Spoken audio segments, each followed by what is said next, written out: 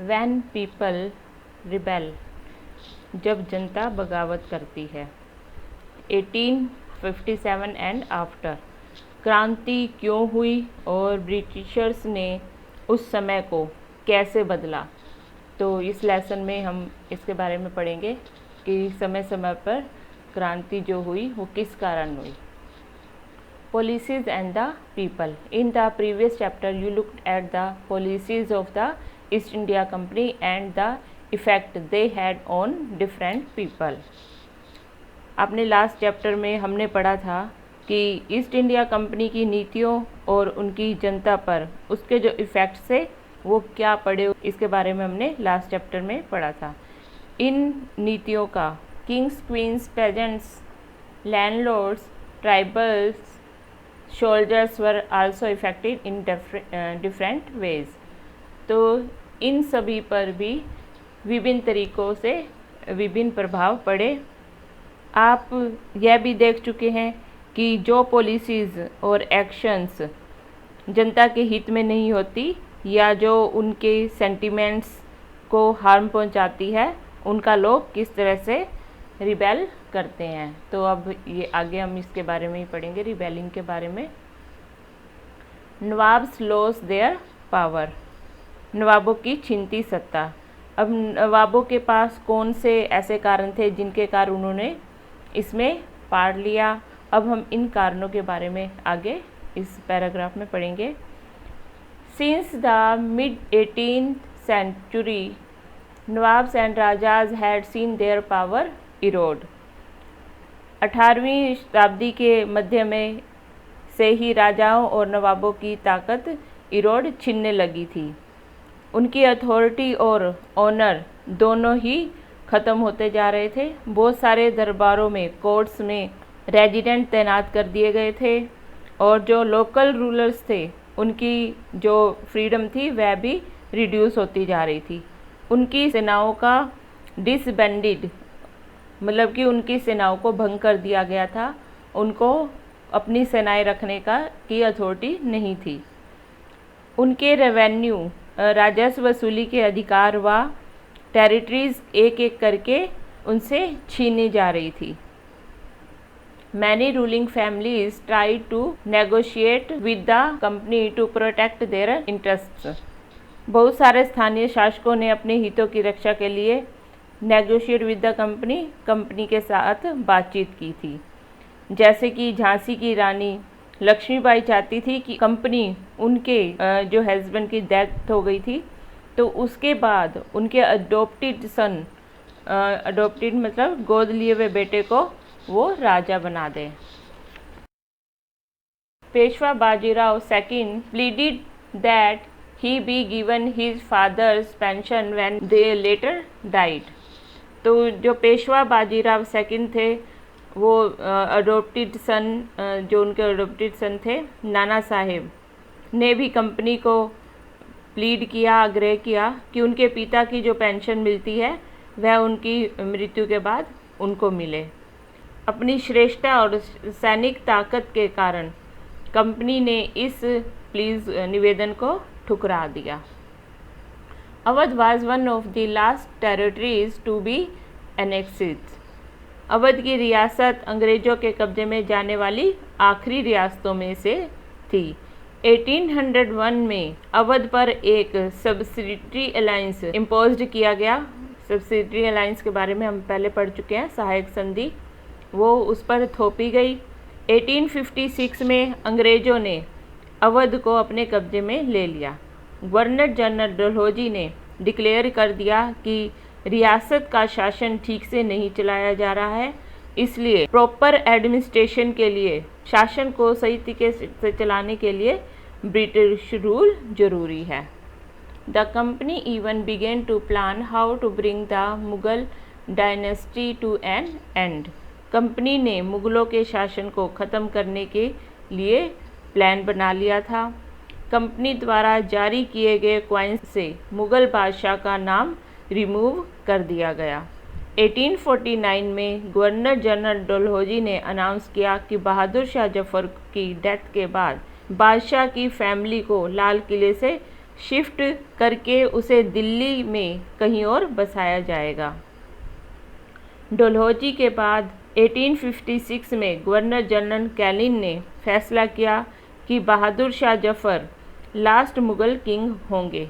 उनकी डेथ के बाद उनके किसी भी डिसेंडेंट मतलब वंशज को बादशाह नहीं बनाया जाएगा, उन्हें केवल राजकुमारों के रूप में मान्यता दी जाएगी। रिबेलिंग का ये भी एक कारण था। ये जो बारी आपके 1 पैराग्राफ आ रहे हैं तो इसमें सभी में रिबेलिंग के कारण हैं।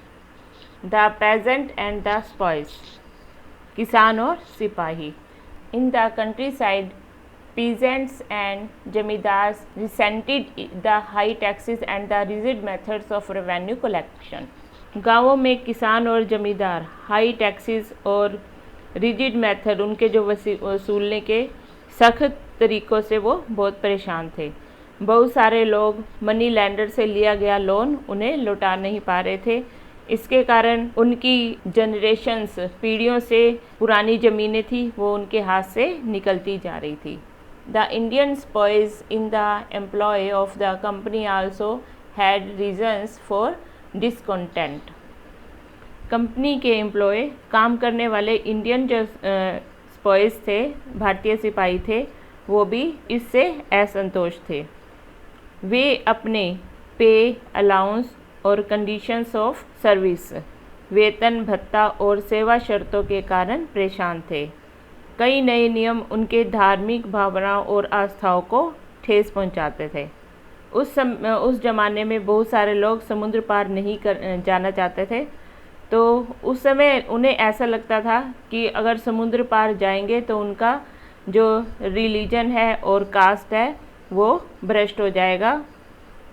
जब 1824 में सिपाहियों की कंपनी की ओर से लड़ने के लिए समुद्र के रास्ते बर्मा जाने के लिए उन्हें आदेश दिया गया तो उन्होंने इस ऑर्डर को मानने से रिफ्यूज़ कर दिया।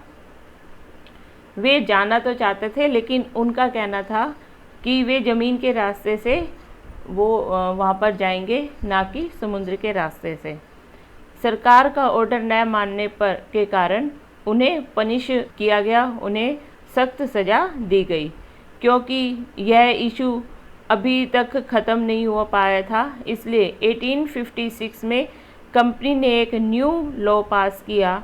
इस कानून में साफ कहा गया था कि अगर न्यू पर्सन कंपनी की सेवा में नौकरी करेगा तो ज़रूरत पड़ने पर उसे समुद्र पार भी जाना पड़ सकता है।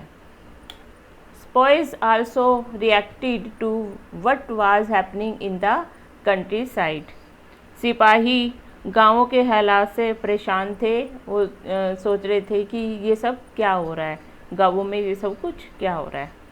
बहुत सारे जो सिपाही थे वो खुद किसान थे और उनके परिवार गाँवों में रहते थे, इसलिए पीजेंट्स का जो एंगर था वो जल्दी ही सिपाहियों में भी फैल गया। रिबेलिंग का ये भी एक कारण था। Responses to reforms। The British believed that Indian society had to be reformed।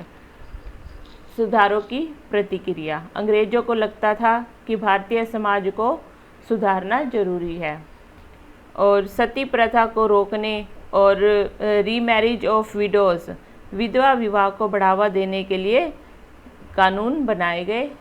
English language education को एनकरेज किया गया, ज़्यादा से ज़्यादा इंग्लिश पढ़ाई जाने लगी और 1830 के बाद कंपनी ने ईसाई को फ्रीली वर्क करने का और यहाँ तक कि उन्हें लैंड और प्रॉपर्टी लेने की भी छूट दे दी।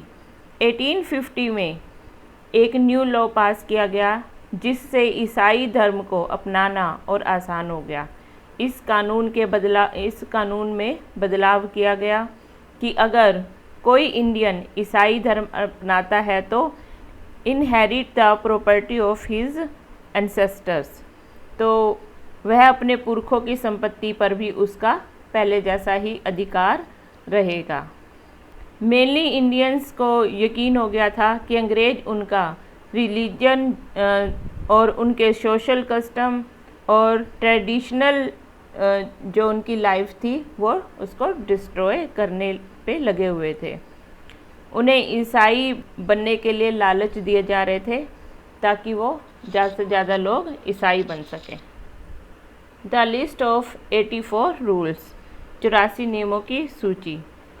ब्राह्मण विष्णु भट्ट गोडसे महाराष्ट्र के गांव के रहने वाले थे। उन्होंने माझा प्रवास नाम की बुक लिखी। इसमें विष्णु भट्ट और उनके चाचा मथुरा में आयोजित की जा रहे एक यज्ञ में भाग लेने जा रहे थे। तो विष्णु भट्ट लिखते हैं कि रास्ते में उनकी मुलाकात कुछ सिपाहियों से हुई जिन्होंने उन्हें सलाह दी कि वे वापस लौट जाएं।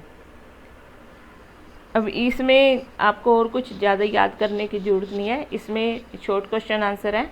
एक तो बुक के राइटर का नाम, बुक का नेम और किस गांव में रहते थे और वो यज्ञ के लिए किस जगह जा रहे थे। ये आपको कुछ क्वेश्चंस है, ये आपको याद रखने हैं। There was soon excitement in every regiment. जल्दी ही हर रेजिमेंट का मीनिंग होता है टुकड़ी। जल्दी ही हर टुकड़ी में उत्तेजना जाग गई, एक्साइटमेंट उनमें बढ़ गई। Another account we have from those days are the memoirs of सूबेदार सीताराम पांडे। उस समय की एक झलक सूबेदार सीताराम पांडे की द्वारा लिखे गए जो मेमोरीज थे। मेमोरीज क्या होते हैं? इसमें हम अपनी ज़िंदगी के कुछ भागों को, कुछ अंशों को हम इसमें लिखते हैं, तो उसके बारे में बताते हैं, तो मेमोरीज होते हैं। सीताराम पांडे को 1812 में बंगाल नेटिव आर्मी में एज ए सिपाही भर्ती किया गया था। उन्होंने 48 ईयर्स तक नौकरी की और 1860 में वे रिटायर हुए और उन्होंने रिबेलिंग करने वाले लोगों को सप्रेस किया। उन पर बगावत को दबाने में अंग्रेज़ों की उन्होंने मदद की। हालांकि उनका बेटा भी विद्रोहियों के साथ था। अंग्रेज़ों ने उसे सीताराम की आंखों के सामने ही गोली मार दी। अपने रिटायरमेंट के बाद उनके कमांडिंग ऑफिसर ने नारगेट ने उन्हें अपने मेमोर्स लिखने के लिए कंपेल किया।